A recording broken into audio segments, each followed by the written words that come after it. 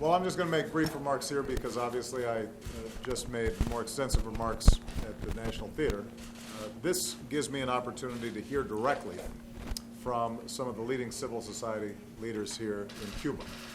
A few I've had a chance to meet previously, some in Miami, some when I was in Panama for the Summit of the Americas, some I'm meeting for the first time. All of the individuals around this table have shown extraordinary courage. They have spoken out on behalf of the issues that they care deeply about. Some of them represent specific constituencies inside of Cuba. Some of them have broader concerns regarding democracy, the ability to speak freely or worship freely or assemble or advocating on behalf of democratic practices here in Cuba. There are people here who have been detained.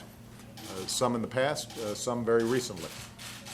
And as I have said consistently, part of our policy with respect to engagement with Cuba is not simply me meeting with President Castro or government-to-government relations. Much of this is a matter of us being able to hear directly from the Cuban people and making sure that they have a voice and making sure that their concerns and their ideas are helping to shape U.S. policy. So I want to thank all of them for being here.